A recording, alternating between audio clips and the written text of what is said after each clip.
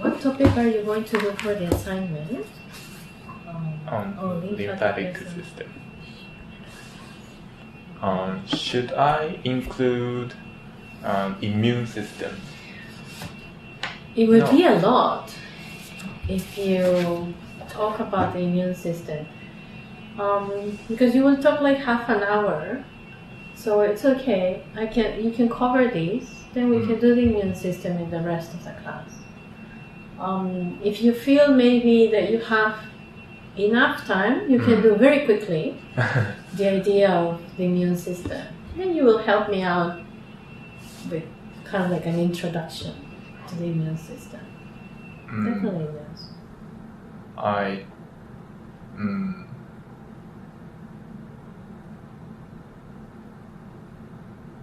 may not include May not. Okay. the immune system.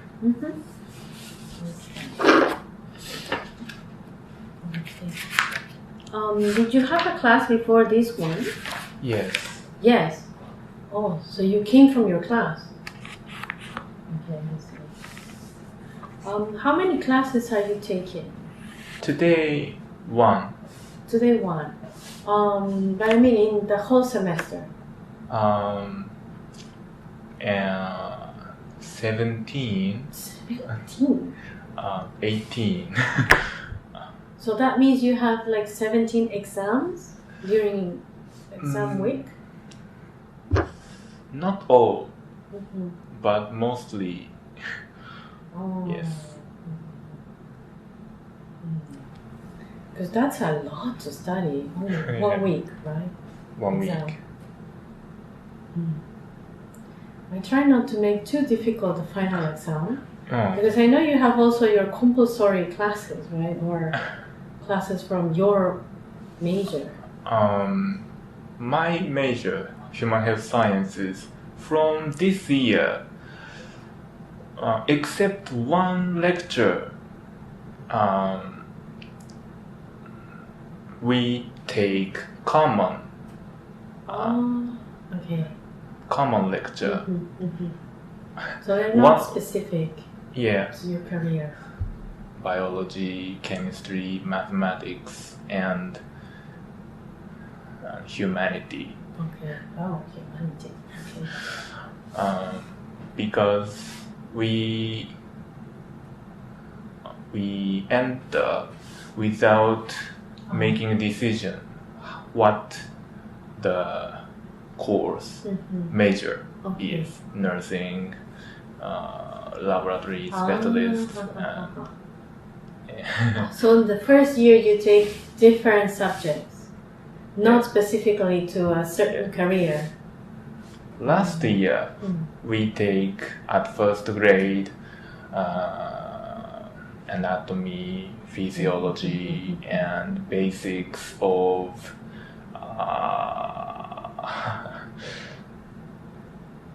病理学. Don't look at me.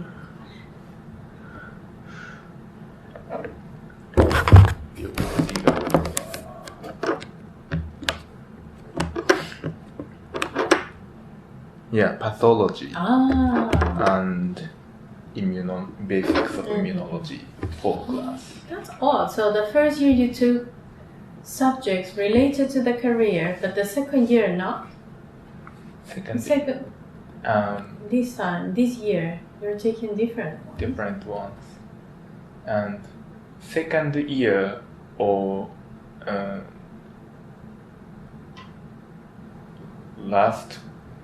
second semester of first grade, we will be divided. Okay, I see. Okay, so since you already read the whole handout, I think we can go much faster. Maybe we can go home before 6. So the skeletal system is not only the bone itself, but the whole system. Okay, when we talk about the skeletal system, so it's composed of the bones and the cartilage. Okay, mainly the bones, meaning the skeleton, its bones, and the joints, the ligaments, the cartilage. We will see how the skeleton or the bones are organized too in the axial skeleton and the appendicular, like appended, something that is joined, added. This is a very important slide. Always in every system that we study, make your table. What is the main functions? What is the function of the system? Okay, that is a must. You must know. So in the case here, bones function mainly support the body, the framework to which it's attached, your soft tissues, all the organs. Protection. Protection. They will protect. Think about the ribs here, protecting your lungs, your heart. Here, your brains in your skull, protecting your brain. The vertebra, protecting your spinal cord. Very important. So protection is another major function. Movement, because they are attached to the muscles. Remember when the muscles contract, because they are attached to a bone, then you can make some movements. Okay. But they also can storage fat and minerals, right? So calcium and phosphates will be deposited in the bone structure. And here, the calcium is the most abundant mineral in the human body. And most of it, pretty much all of it, 98% of it, calcium, is going to be contained in the bones.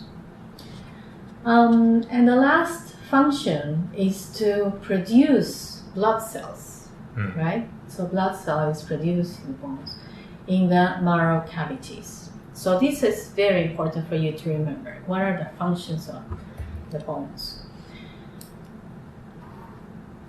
And then, we have two basic types of bones, right? When we see here with our own eyes, you can actually distinguish. One would be very compact, the dense, and it looks very smooth and homogeneous. And there's another type of bone here, there in the middle, that looks like a sponge. So it's a spongy bone. Remember about that. It's like you took a needle and you start doing a lot of holes within it. There's a lot of open spaces. So you have the compact bone and the spongy bone. But then if you see bones have different shapes, we can also group them according to their shape. We have long bones, right? They will be longer than wider. They have this shaft, the long part in the middle, that's the shaft, with two heads, the epiphysis, two heads. Mostly it's compact bone. You have different examples for this. You have also the short bones, generally like a cube, right? Mostly it's made of spongy bone. If you think here in your wrist, a lot of little bones, like cubes, little cubes, so that you can make movement. These are short bones. And then you have these other types of bones, like the ones here in your skull, which are flat, right? The bones here in your head, they're flat. So you have flat bones. They're thin, they're flattened, usually curved, otherwise you will have like a square head, right? So they are curved, and you find them two layers of compact bone around one layer of a spongy bone. So it's like a sandwich, two dense and one spongy. That is your flat bone. But then there are other bones that have irregular shapes. So they're not either long, they're not short, they're not flat, they're irregular. Very simple, irregular bones. Think bones here in your hip, right? In the hip, in the pelvis, or the ones here in your vertebral column, the vertebra, right? So if we see gross anatomy is usually the macro. Okay, the big scale with your eyes. Gross anatomy of a long bone, you have seen this picture before. You have the diaphysis, which is this long part, diaphysis, and the epiphysis, the two end parts, like the heads. The diaphysis is most of the bone's length. It's made of compact bone. And here, remember, you have this tissue, this membrane on the outer side. It's called periosteum. Periosteum. Peri, always around, osteum related to the bones. It's around the bone. Periosteum. This is a connective tissue. It's like a membrane. Okay. And there are some perforating or some fibers that will secure the periosteum to the bone. We'll see these fibers in the next picture. You also have the endosteum, another tissue, yes. Endo means inside, so it's another membrane on the inside. I think it's not depicted here, but in the next picture. Where is the endosteum? In the next picture here, you can see it, endosteum on the inside. So one is on the outside. This is the periosteum. These are the fibers attaching the periosteum to the bone. And on the inside, you have the endosteum, right? This yellow thing here is the bone marrow, right? So here at the center, you have this cavity and you have the yellow bone marrow. Why yellow? Because mostly contains adipocyte. Fat. Fat. Yes. So even if you go to surgery, when they start surgery, the fat, it looks yellow, and the consistency, that at the touch also, it's like touching. Have you ever opened a chicken or an animal? It's the same feeling. It's the fat. In yellow bone marrow, hematopoiesis. No, not here. Does not occur. Yes, and it's called red bone marrow.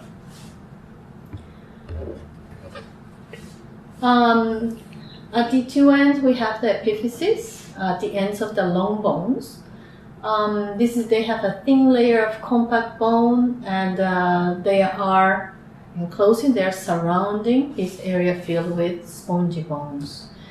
Since you will be maybe in the future doing some imaging,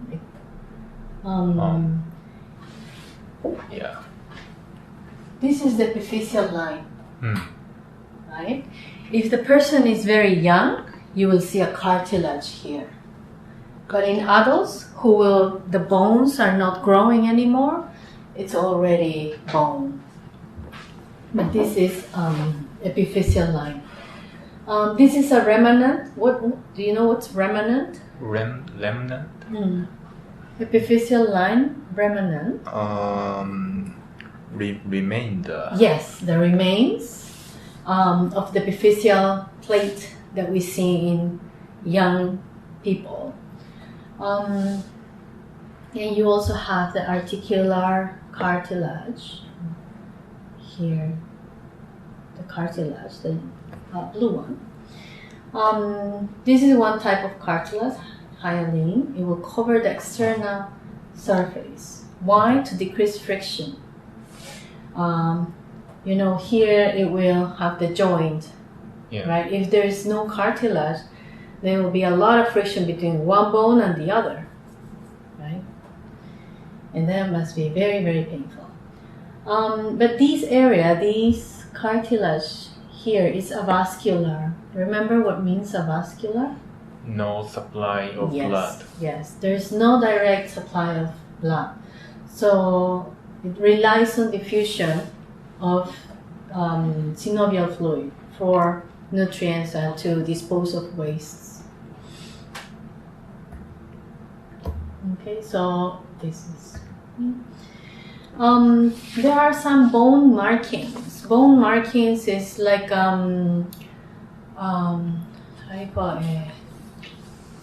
places you see the bone is not perfectly, it's not completely smooth.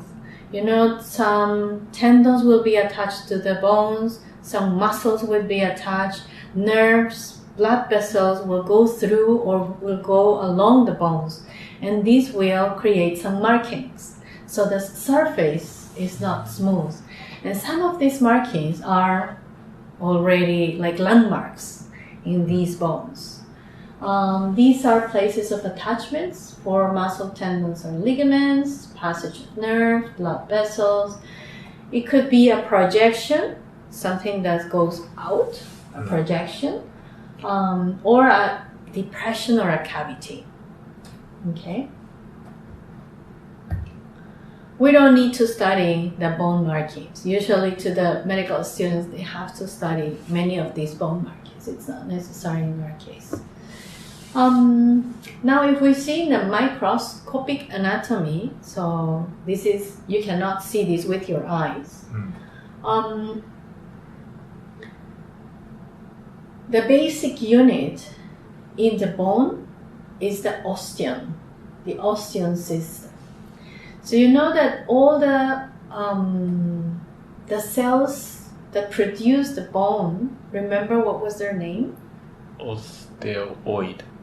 The osteocytes. Osteocytes. Yes. Oh. So these cells, and these cells are lying in some cavities. These cavities will form these concentric circular here canals. Okay, and this is the unit of the bone, the osteon. If you see here a little bit zoom in, you can see the cells producing the bone lying in these spaces or like a cavity. These cavities are connected, and all of them, they form these circular structures. Yeah. Okay. You notice here you have two types of canals through which the blood vessels are running through. You see these in the center. You have the canal at the center of the osteon, correct? And you also have these ones perpendicular to these ones. Yeah. The central canal or Harvesian canal, this will be in the center of the osteon, okay? And the ones perpendicular, these are the Volkmann's canal. Why they're all carrying blood to feed, to maintain all these cells. From these spaces also you will have very small connections between the osteocytes. Okay.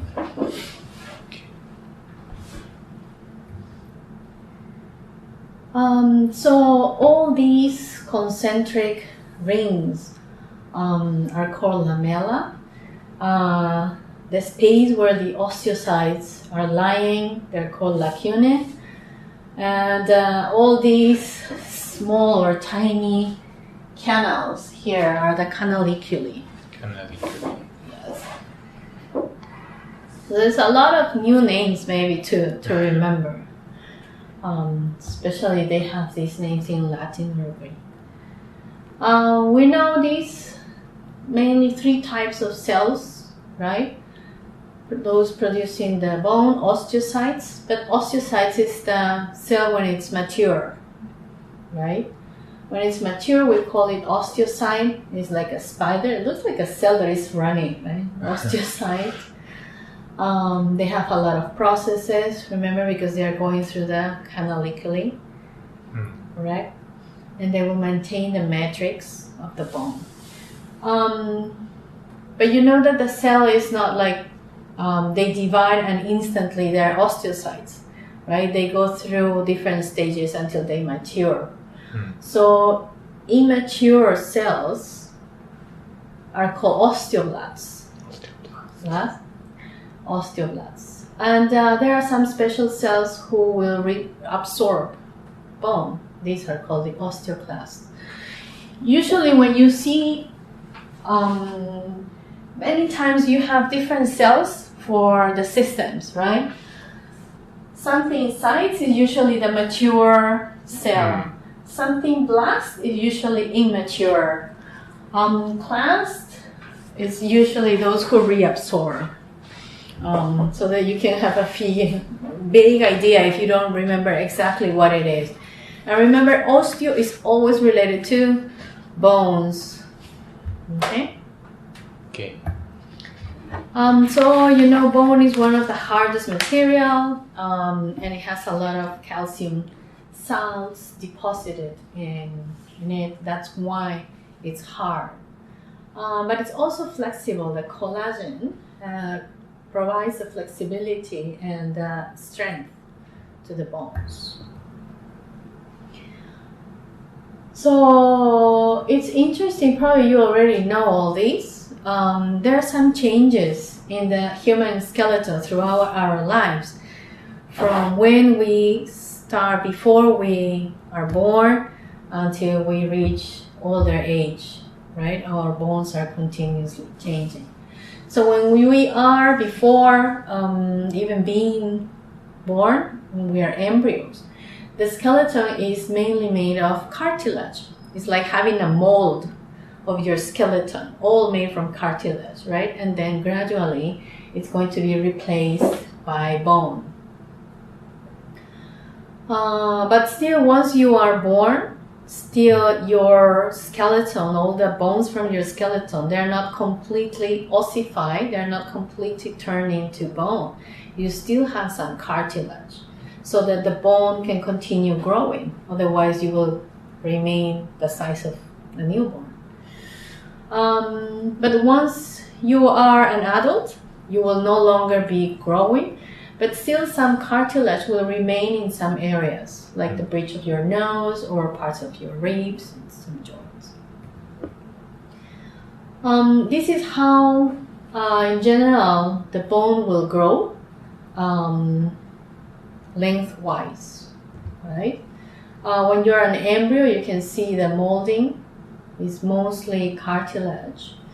So the osteoblasts will start covering this cartilage and replacing the cartilage with bone matrix. Then the cartilage model will be digested and the medullary cavity will start forming bone. You have in the middle, this is a bone in the fetus. And once you are born, or shortly after, most of these cartilage will have been replaced by bone. But still there are two places where you will continue to have the cartilage, and these will help you, or help the bone to continue growing until you reach adult age. So these are called epiphyseal plates. Okay, epiphyseal plate, cartilage. The epiphyseal plates will allow growth on long bones. This is during childhood. A new cartilage will form continuously, right? And at the same time, the old cartilage will break down and will be replaced by bone. And this growth is controlled by hormones. But what else? Not only they will grow lengthwise, but they also have to grow, right, diameter. And this is called appositional growth. To grow like this, in diameter. So basically you have osteoblasts in the periosteum. Remember, where is the periosteum? Periosteum. Remember, peri is round, so it's on the outside. It's the membrane covering the bone. So these osteoblasts in the periosteum will be adding bone to the external face. And osteoclasts, these cells that will be disposing in the endosteum is in the center, will be removing bone. So you have here on the outside, they are putting more bone here, while on the inside, they're removing. So it starts to grow like this. Okay? This is appositional growth in diameter. But you also have bones remodeling in response to different levels of calcium, stress, and so on. Think about people who, for example, cannot move.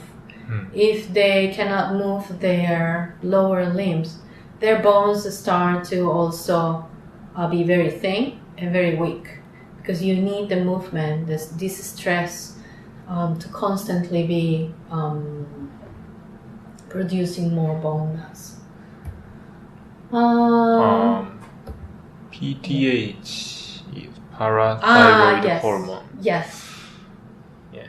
I didn't write it there. Yes, but it's parathyroid hormone. Long bone growth, remodeling. This is similar. It's constantly very dynamic process. Epiphyseal plate.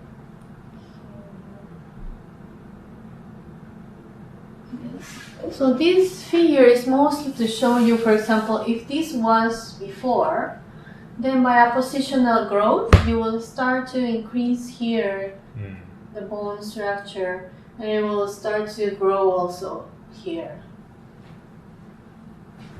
The bone that was here has been replaced, have been reabsorbed. We can skip maybe some of these. Some diseases, of course, if you cannot absorb vitamin D for whatever reason, either you're not exposed to sunlight, you are not taking it from your diet, or you have problems absorbing vitamin D, these can affect the growth of or the development of the bones, especially for children. Bone fracture, we can skip this. Not really necessary to know. Some stages in the healing of bone. What happens if you fracture your bone? We know it's a dynamic process, right? What happens if I fracture my bone? So first of all, of course, you will start bleeding, right? You have seen from the picture there is so many blood vessels going through the bones. So if it's broken for whatever reason, then the first thing is all these blood vessels will start the blood will start flowing, and you will have a hematoma, right? A hematoma will form to stop the bleeding.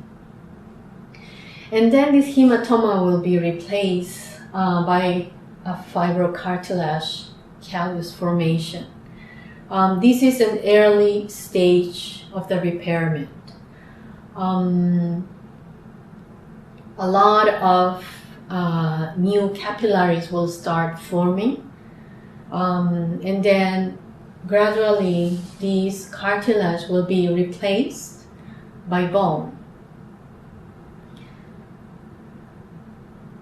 So here more osteoblasts and osteoclasts, some will be producing bones, the other ones will be reabsorbing. So reabsorbing, reproducing, until you have in the end that part remodeled, of the bone remodeled. It will never be like the original bone, of course. Have you ever seen like callus? Callus? What is it? It's this part. These were callus. Oh. A bone. It's like having a bump. Bone. Very hard because it's made of bone tissue. It means that the bone has been remodeled at that point, at that site.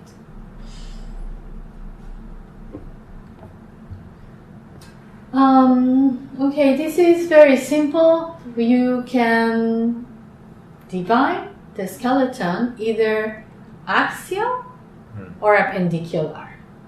Axial will be those forming the longitudinal axis, okay? But it's only skull, vertebral column, and the thoracic cage, okay? Don't go much further.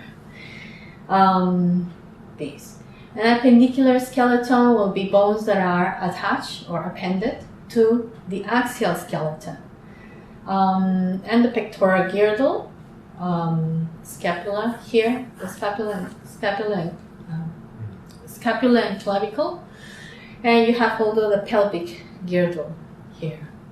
Attaching the pelvic girdle will be attaching your inferior extremities to the axial skeleton, right? Basically your legs.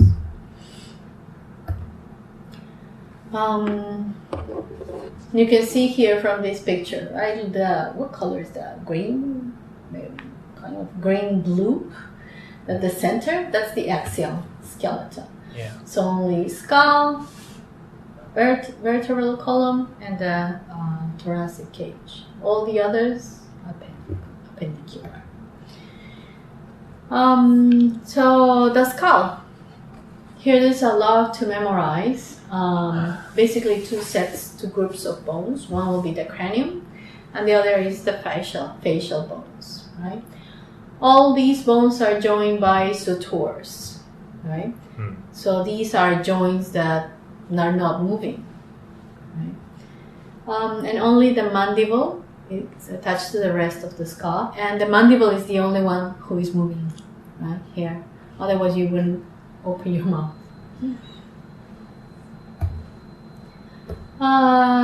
Okay, and now notice the cranium. From all those bones, only you have two from parietal and temporal. All others, you have only one bone. Right? That's just a detail. Here you can see, probably for you it's not new, but for other students it is when they are not related to any health career or health science career. Just to take a look, you can look at the bones and with more time by yourself. Bones from the cranium. If you have a superior view, you have all these. An inferior view. And here you know that when you are before being born, you are developing. And if for any reason these cannot close enough, it's on the no, it's not here. I'll show you the picture later. Let's see. We'll see in this book. Okay, these are the facial bones. I wanted to show you a picture of the cleft palate, but maybe next slide. So you have many more facial bones. All again are joined by sutures. These are some of the facial bones. And if you see an inferior view here, okay. Regarding these bones, probably not going to ask so much detail about the bones. I know it's very complicated to remember all of them. But at least the main ones, okay? You know we have the paranasal sinuses, right? These are these empty spaces within our bones. Yeah, I had paranasal sinuses inflammation. Yes, painful. Why do we have these spaces? That is in this paper. Yes. So you read to lighten the skull and to give resonance and amplification to the voice. Yeah. Because why would we have spaces within the bone, right? It wouldn't make much sense. Just to give us a hard time. So here is a picture. If when you are developing, these bones are not completely joined, then you'll have these problems. And these could even go outside if it's complete cleft palate. I don't know, have you seen pictures before? Yes. Maybe in pathogen. Most probably you have come around days. They cannot speak well. Yes, and they may have a lot of problems, infections, and so on when they try to eat, and a lot of respiratory infections. Usually, you see these in children, right? There are many medical teams going to developing countries where they offer free surgery to treat these kind of cases. We have seen many in my country too. So they do these kind of surgeries for poor people who cannot obviously afford the surgeries. These are the facial bones, and we have one bone. This is the only one who is not joined, is not articulated with another bone. One here, right? The hyoid. This figure is difficult to understand. Where is tongue? The tongue is not there. Yeah. Okay, I'll think of maybe a different figure. Because I prepared all these slides last year. I didn't have much time to prepare them. Thyroid cartilage is in like Yes. more under I would say here. here.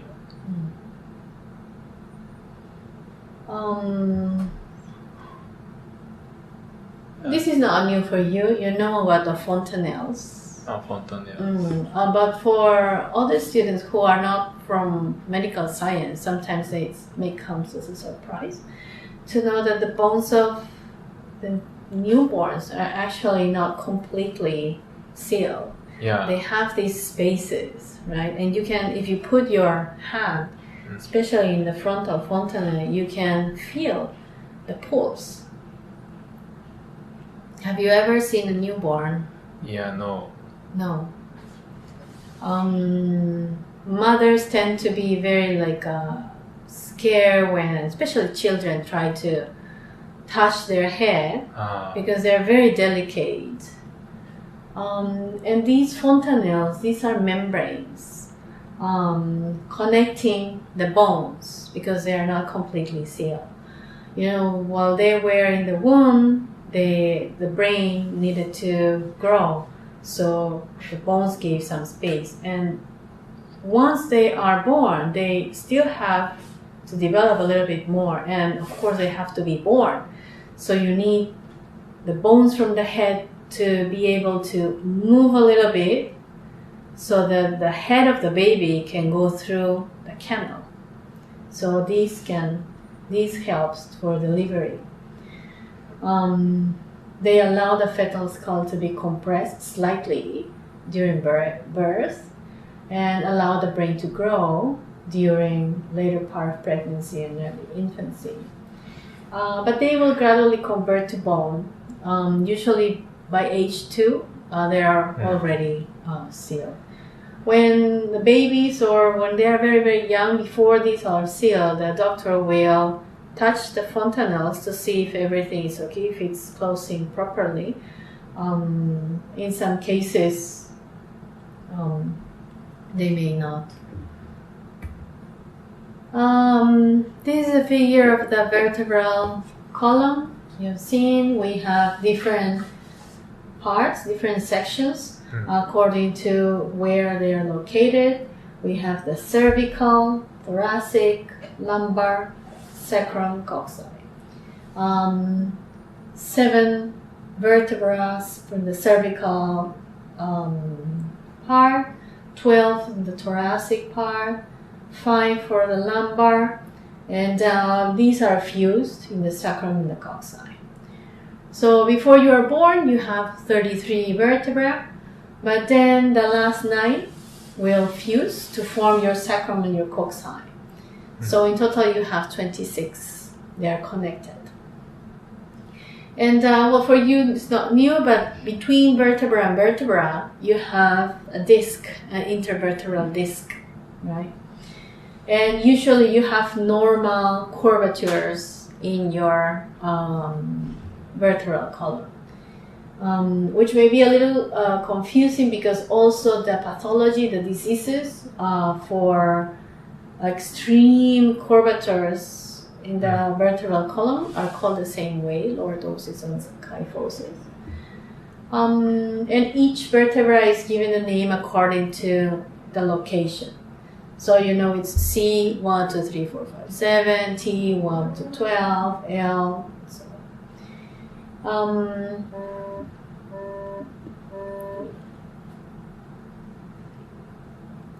And between each vertebra, you have the intervertebral disc, which is going to be like a cushion between each vertebra. Will absorb the shock while your vertebral column is moving. Mostly contains water and it's compressible. But once you start growing old, the water content will decrease. The discs will become harder and less compressible, so they have less mobility.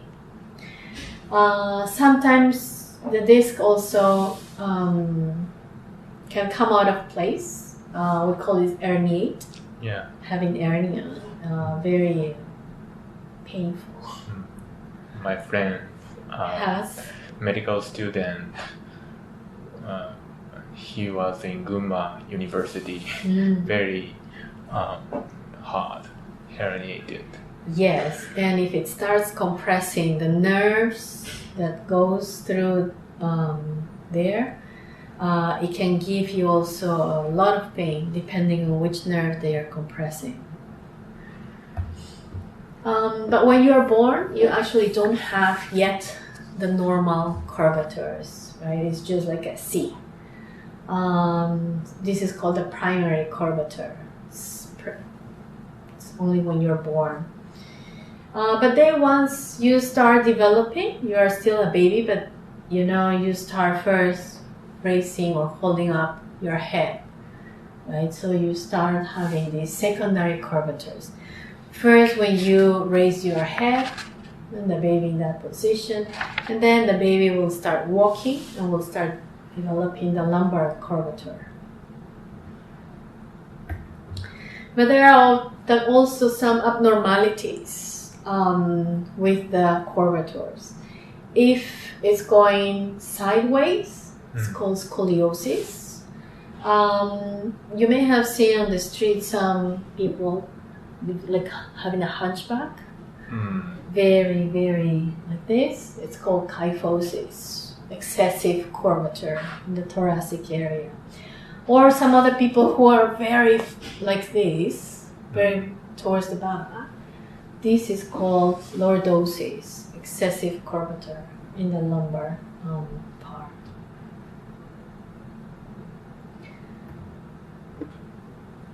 Usually you see this picture when there's an explanation of the vertebra. It's like a typical vertebra. But the vertebra, each vertebra will slightly change according to which section it's located, with some different characteristics. It doesn't matter, we're not going to study how it's different, the cervical or the lumbar with the thoracic.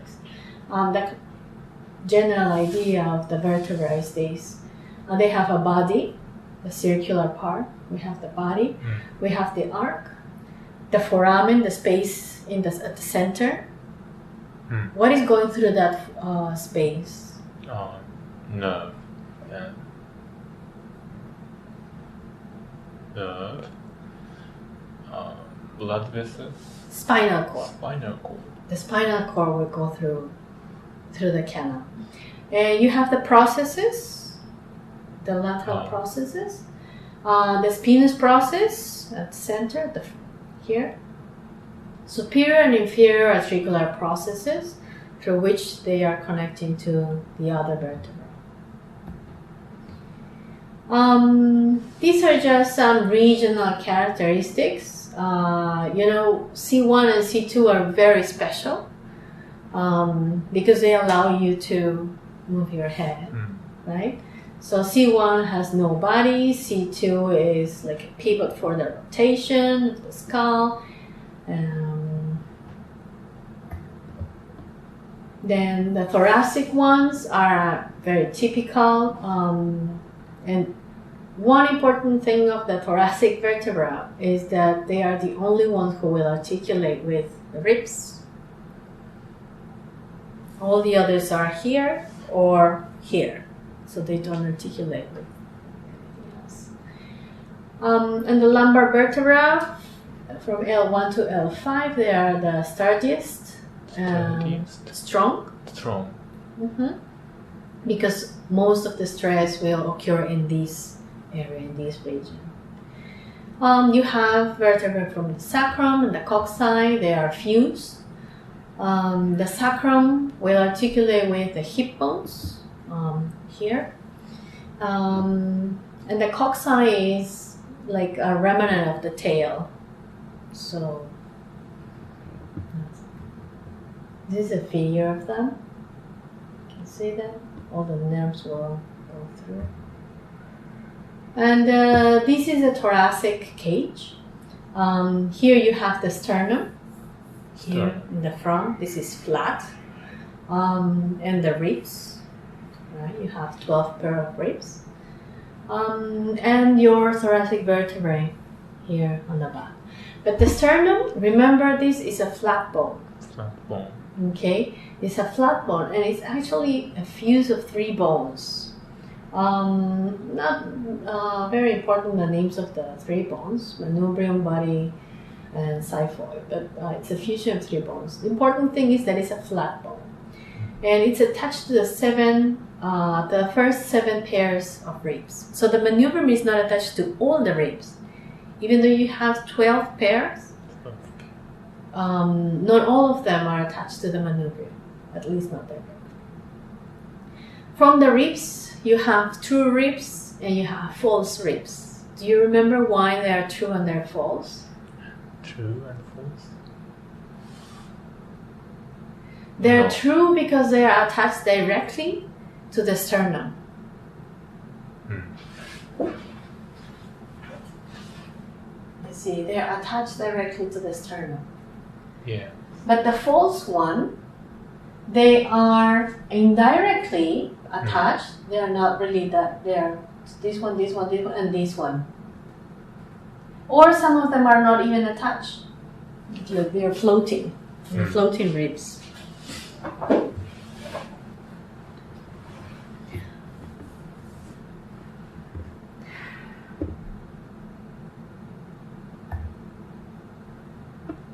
And this is a appendicular skeleton. They will allow us to move and to manipulate objects. This is appendicular. These are the limbs, upper and lower limbs, and the pectoral, the girdle, the pectoral and pelvic. This is maybe not a very good picture because the yellow one is actually axial skeleton. I didn't find any other picture for this one. It's appendicular skeleton. What is the shoulder girdle or pectoral girdle? These groups the clavicles and the scapula here in the back, right? The clavicle will prevent shoulder. Yes, needs ER dislocation, and scapula here on the back is not directly attached to the axial skeleton. And it's easily dislocated, yes. Upper limbs, here are arms and forearms and the hands, okay? You know, this is only one bone, two bones, yeah, correct? Here's a picture,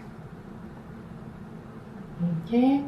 The ulna and the radius, they are connected with the interosseous membrane.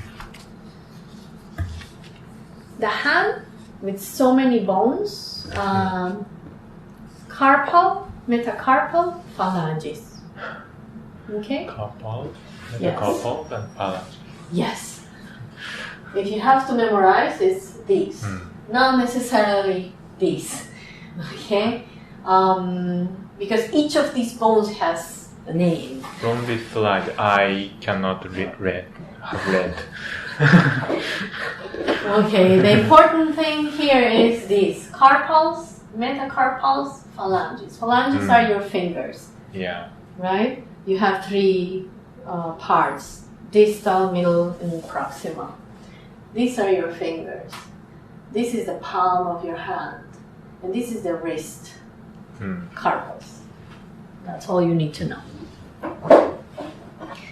All bound by ligaments.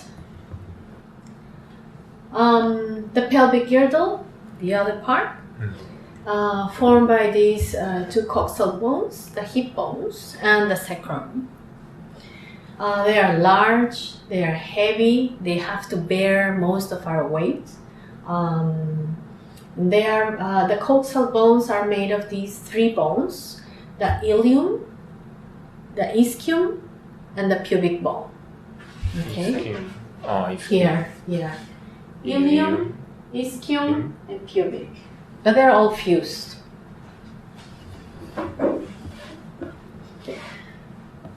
Now you know there are some differences between the coxal bone of men and women, right? These differences will allow women to deliver babies, right? So the female pelvis, the bones are usually lighter, they are thinner, they have a wide diameter. Here, this space is wider and more circular, so that the head of the baby can go through. They're less prominent, have less prominent muscles and ligaments. These modifications for childbearing.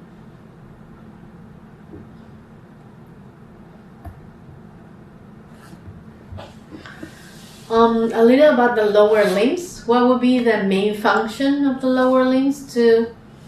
Obviously to carry ourselves, right? To carry our body when we are standing up, when we are erected, and to move us from one place to another. And we have, similar to our upper extremity or upper limb, you have the thigh, the leg, and the foot. Okay, thigh, leg, foot. The thigh, one bone. The leg, two bones. The foot, a lot of bones. But it's comparable to the upper limb. The thigh, you have the femur. You know this is very strong bone, right? Only one, heaviest and the strongest. Usually the neck of the femur is a very common site of fracture, especially when you grow old. This is a picture. It's very similar when we saw upper limbs, right? These two bones here in the leg will also be connected with the interosseous membrane. The leg, we say, has two bones, tibia and fibula, connected with interosseous membrane. And the foot, similar to the hand, also has tarsals, metatarsals, and phalanges. What is the function of the foot? To support our weight and to serve as a level. Think of when you have to run, right? Composed of these three group of bones. Here you see tarsals, metatarsals, and phalanges. I was thinking maybe I should have put this on the way, right? Phalanges here, phalanges, metatarsals, and tarsal bones. Again, you don't need to remember the name of each of the bones. Joints are sometimes called articulations. Every bone forms a joint with at least another bone, except for the hyoid bone here in our neck. What is the function of the joint? To hold together the bones. Otherwise, they will just spread all over the place. And to give mobility to the skeleton. Depending on the function or the structure, we can divide joints by, for example, if we see at the function synarthrosis, amphiarthrosis, or diarthrosis. Okay, so different types of joints. If we see by structure, we would say it's a fibrous joint, or cartilaginous joint, or synovial joint. So different ways of classifying the joints.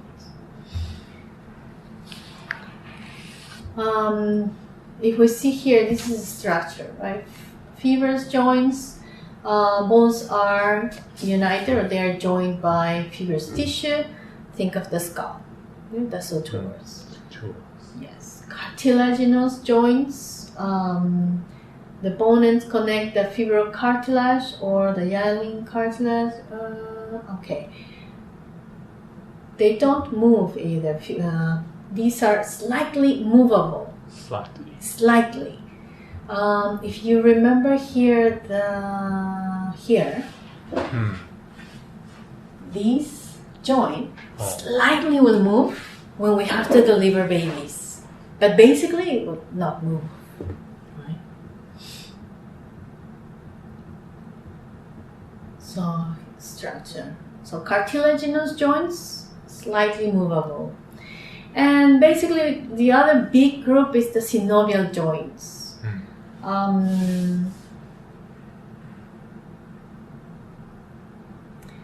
The bone ends are separated by a joint cavity, and they contain the synovial fluid. Maybe this is the joint that we think about all the time, right? With the synovial fluid. Typical, yes, typical joint. So here you have some examples. Fibrous from the skull, for example, cartilaginous, and synovial. If we have the joints can also damage. Arthritis, always will refer to joint. And itis, always to inflammation. If I say gastritis, refers to the stomach, inflammation. Appendicitis, appendix, inflammation. So itis is always, think of inflammation. Okay, the term describes different types, inflammatory or degenerative diseases, but they all damage the joints. Okay, there have some acute forms and chronic forms. If they're acute, usually because of an infection,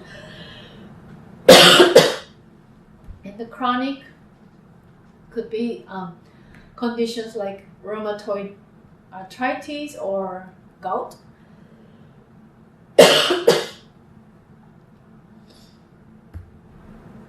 These are just some differences between osteoarthritis and rheumatoid arthritis. Have you heard before either of these terms? Rheumatoid, I have. Because it's an autoimmune disease. Osteoarthritis. It's degenerative. It's very common, especially as people grow older and you have more old people. I haven't here. Osteoarthritis. Yeah.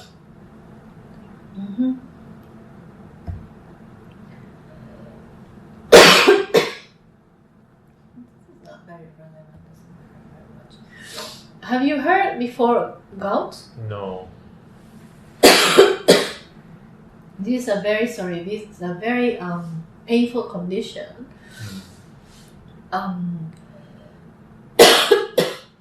And if you don't have preventive measures, sorry, I'm going to drink something a bit bad.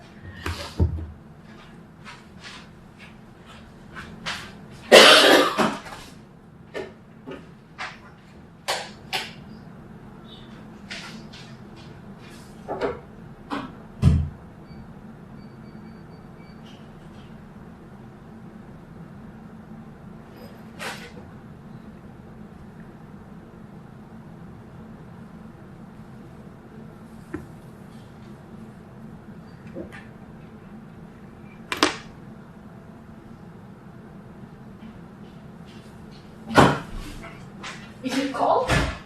A bit. Bit. Yeah. No. Okay.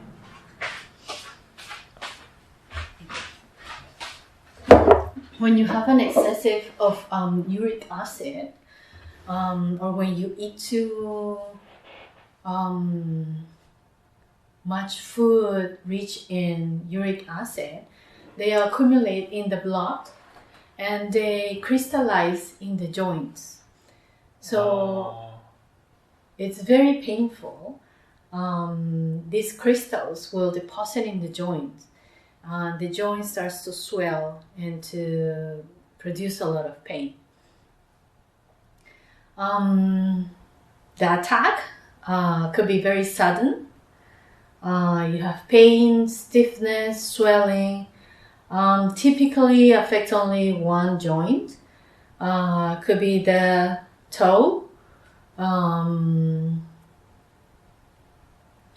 Most common is in men, rarely before 30, runs in families, and if the people who is affected does not receive treatment and has some changes in lifestyle, actually this condition can damage your joint permanently,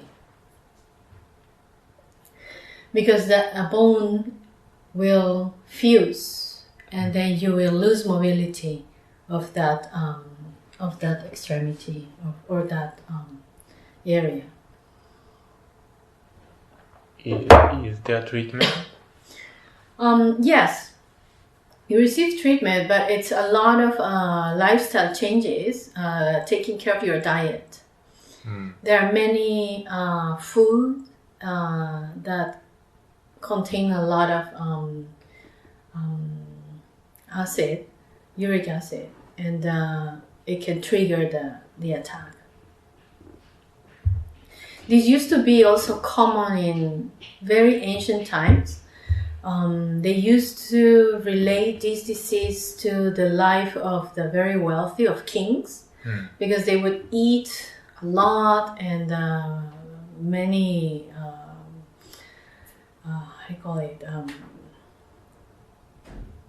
like a lot of food and without any concern, and then we'll suffer from this disease.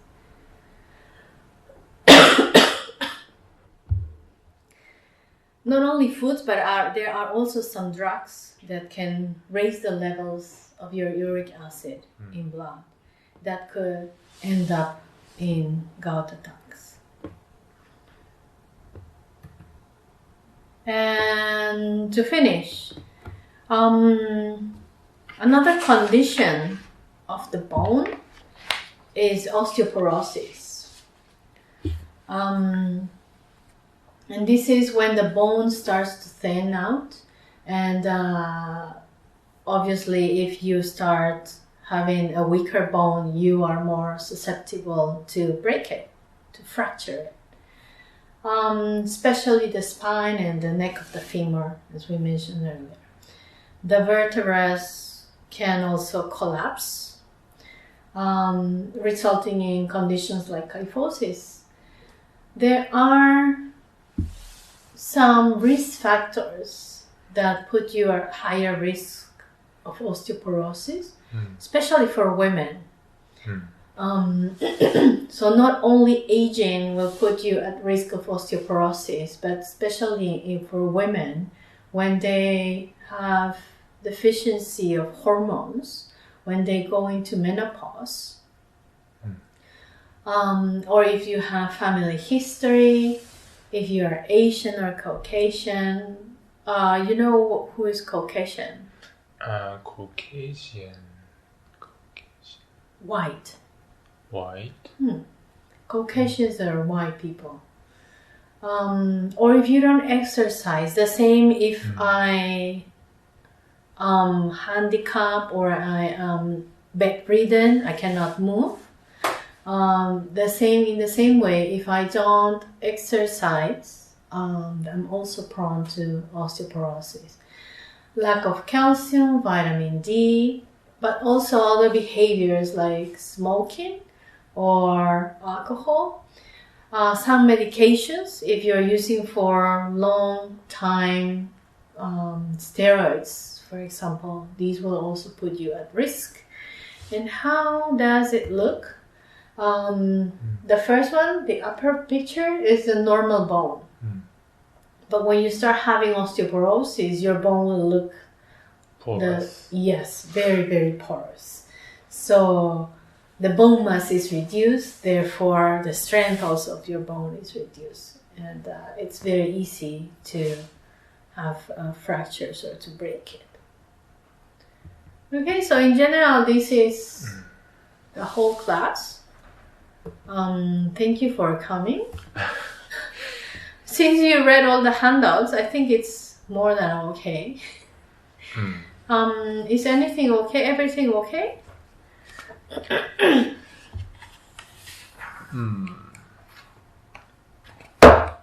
Yeah, it's okay, but It's a lot of memory. Unfortunately, you will have to memorize a lot of things.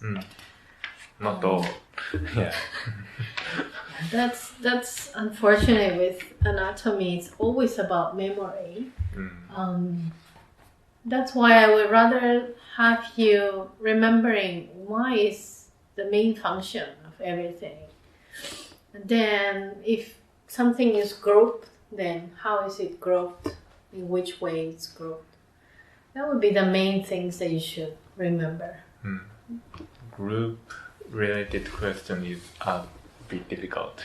Yes. I'm not going to ask you all the names of the bones. It makes no sense. For you, in your case, maybe it makes a little more sense, but for the other students who are agriculture or law or any other thing, it doesn't make sense. I don't want you to waste your time. So thank you very much. Thank you. So that would be all. So we finish early so you can go home and enjoy your weekend sooner.